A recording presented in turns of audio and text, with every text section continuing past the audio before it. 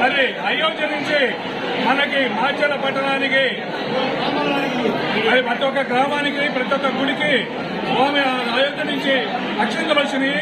అక్షంతల సందర్భంగా మరి కలిసి యాత్ర మన చంద్రసాగుడి కాడి నుంచి రామాలయం వరకు కలిసి యాత్ర జరుగుతుంది.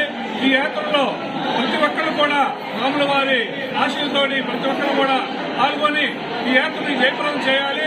అని వచ్చిన వారందరూ కూడా మన రాముల వారికి యాత్రకు వచ్చిన వారందరూ కూడా ప్రత్యేకమైన నమస్కారాలు. Thank you. జై శ్రీరామ్, జై శ్రీరామ్, జై శ్రీరామ్, జై శ్రీరామ్. అయోధ్యలోని రామ మందిర నిర్మాణం పూర్తయిన సందర్భంగా ఆ రామ మందిర ఓపెనింగ్ పురస్కరించుకొని అయోధ్య నుంచి మాచర్ల పట్టణానికి విశ్వ హిందూ పరిషత్ వారి ఆధ్వర్యంలో అక్షింతలు పంపించడం జరిగింది.